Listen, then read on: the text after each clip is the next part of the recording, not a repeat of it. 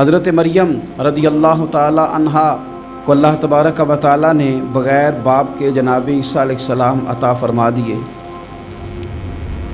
اب اس بات کو جب لوگوں کے سامنے پیش کیا جائے گا، لوگ کیا رائے دیں گے، یہ بھی تو ایک مشکل کام ہے نا۔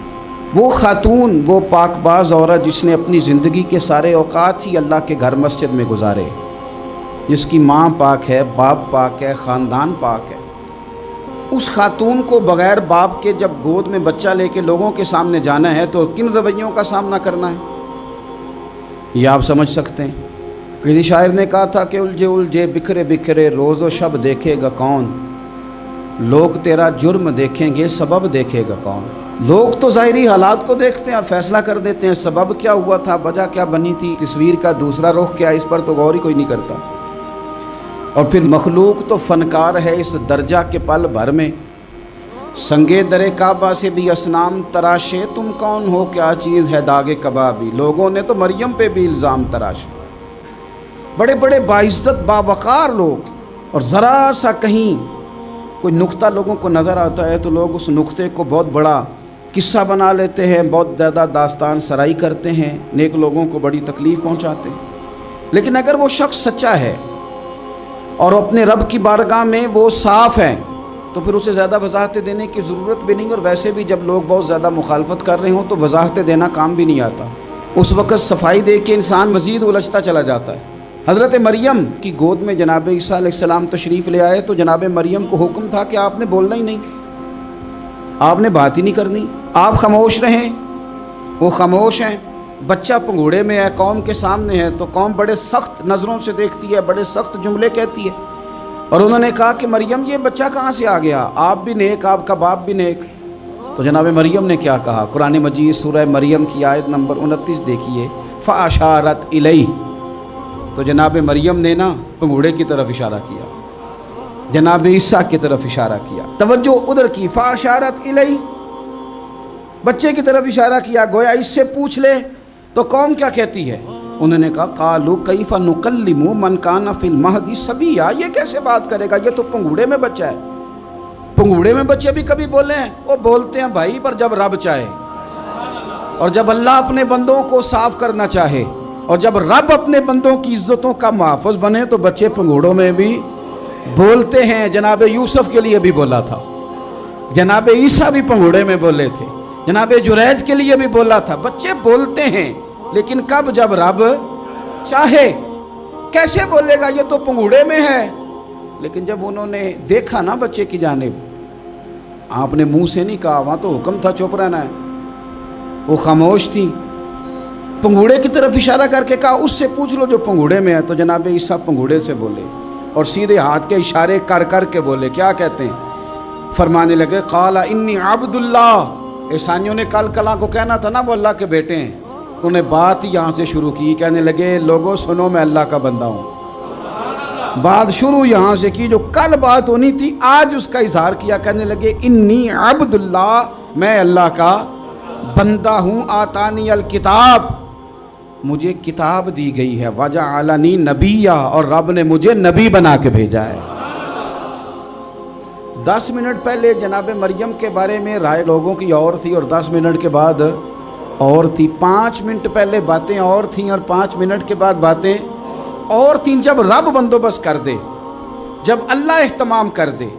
میرے بھائی ضروری تو نہیں کہ ہم پریشان ہی رہیں کہ یار یہ کام میں نے کیا نہیں، میرے کھاتے ڈال دیا گیا، یار اس جرم کا میں مجرم ہی نہیں اور میرے منہ پہ سیاہی ملنے کی کوشش کی جا رہی، یہ میرا کھاتا ہی نہیں اور لوگ مجھے تکلیف دے رہے ہیں۔ ضروری نہیں کہ آپ ہی وضاحت کریں، میرا رب بھی بندوبست فرما دیا کرتا ہے، اور جو اہتمام اللہ کرتا ہے نا، جو بندوبست رب کرتا ہے، آزمائش آ جاتی ہے، بڑے بڑوں پہ آ جاتی ہے، لیکن بعض اوقات بڑی تکلیف ہوتی ہے جب اس بندے کو لوگ کٹہرے میں کھڑا کر دیں جس کا جرم ہی کوئی نہیں، اس شخص سے لوگ سوال جواب شروع کر دیں جس بیچارے کے خیال میں بھی وہ بات نہیں، پھر وہاں وضاحتیں دینا، نہ کردہ گناہوں کی وضاحتیں دینا، یہ بڑا بوجھ بنتا ہے، بڑی تکلیف ہوتی، اور لوگ کرتے ہیں یہ کام۔ پھر اللہ تعالیٰ جب بندوبست فرمائے، صحیح بخاری میں حضرت جریج کا ذکر فرمایا، جریج نفل پڑھ رہے تھے، ماں نے آواز دی، وہ آ نہیں سکے، نماز میں تھے، ماں ناراض ہو گئی، اس نے ہاتھ اٹھا کے کہا اللہ یہ اتنی دیر تک مرے نہ جب تک کسی بری عورت کا منہ نہ دیکھ لے۔ کسی اور کی دعا کے لیے سند نہیں ہے کہ وہ تیرے حق میں ضرور قبول ہوگی، لیکن ماں باپ کی دعا کے لیے میرے نبی پاک نے سند بیان کی ہے۔ سید عالم صلی اللہ علیہ وسلم فرماتے ہیں جب بھی ماں باپ اولاد کے لیے ہاتھ اٹھاتے ہیں رب ضرور قبولیت کا شرف عطا کرتا ہے۔ تو جہاں سند موجود ہے نا، کچھ افتتاح ابا جی سے بھی کرا لینی چاہیے، کچھ کام شروع کرنے سے پہلے صرف اماں سے ہی دعا کرا لینی چاہیے، یہ والا افتتاح بھی بڑے کام کا ہے کیونکہ یہاں سند بیان کر دیا میرے نبی کریم۔ تو جناب جریج کی ماں ناراض ہو گئی، کہنے لگی اللہ اس نے میری بات نہیں سنی۔ اب تھے تو وہ نیک، لیکن رب کریم کی حکمت کا تقاضا ہے، ماں کی دعا کو بھی قبول کرنا تھا، اللہ نے آزمائش میں مبتلا کر دیا۔ والدہ تو چلی گئیں، وہ ایک خیمے میں، ایک کٹیا میں، ایک جھونپڑی میں عبادت کرتے تھے، اللہ کو یاد کرتے تھے، رب رب کرتے تھے، اور لوگ ان کی بڑی تعریف بھی کرتے تھے، لوگ ان کے ارادت مند بھی تھے، عقیدت مند بھی تھے، اہل محبت بھی تھے۔ ایک عورت آ گئی، بس وہ اللہ کی حکمت پوری ہونی تھی، اس نے آ کے پہلے تو انہیں اپنی طرف مائل کرنا چاہا، جب نہ مائل ہوئے تو الزام لگا دیا۔ یہ ہمارے دور کا تقاضا ہے، لوگ پہلے آپ کو اپنے حق میں قائل کرتے ہیں،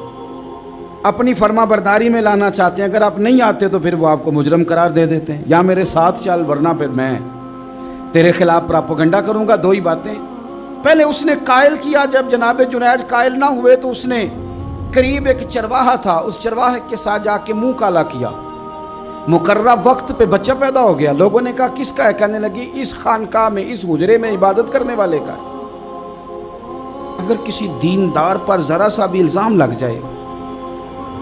تو آپ یقین کریں کہ بڑے بڑے خوفناک لوگ بھی نیک ہو جاتے ہیں،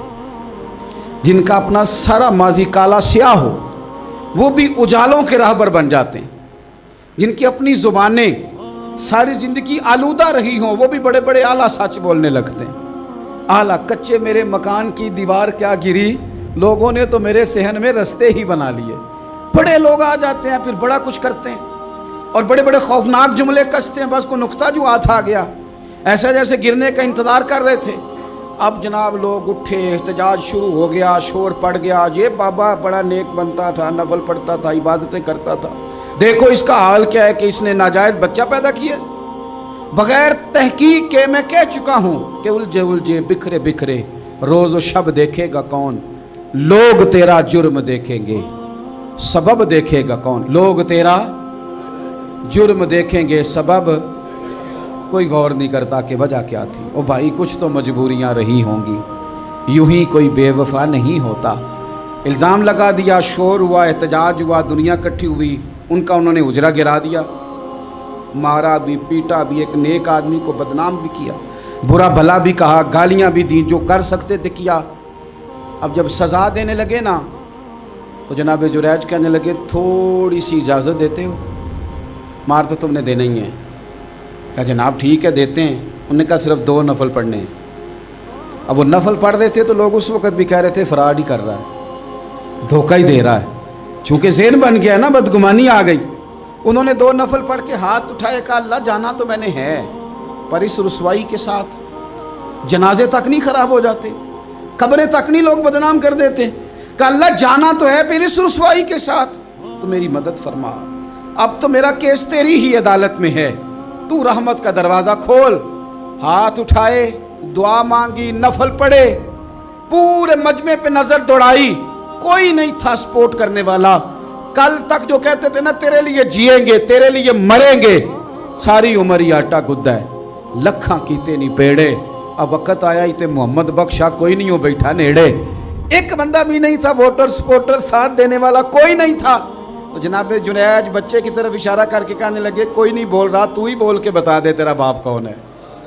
تو ہی بول کے بتا دے کون ہے۔ اللہ اکبر۔ میرا رب جب چاہے تو بچے بولتے ہیں، رب چاہے تو گونگے بولتے ہیں، رب جب چاہے تو پھر پتھر بھی بولتے ہیں۔ جب کہا نا تو ہی بتا تو بچہ بولا،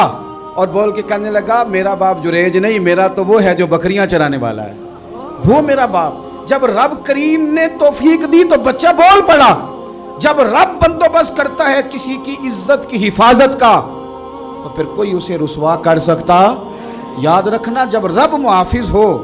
تو پھر لوگوں کا پراپوگنڈا وہاں کچھ کر سکتا لوگ کئی دفعہ بڑا گہرا جال بنتے ہیں، سازش کا رنگ بڑا گہرا ہوتا ہے، عام سادے آدمی اس کو سمجھ نہیں پاتے، اس پراپوگنڈے کا حصہ ہو جاتے ہیں، انہیں پتہ ہی نہیں چلتا یہ بات دراصل کیا کی جا رہی ہے، یہ کتنی گہری حسد کی آگ ہے جس کو لوگ بغض کے ساتھ ہوا دے رہے ہیں، اپنی عداوت کے ساتھ اس کو زیادہ جلا رہے ہیں۔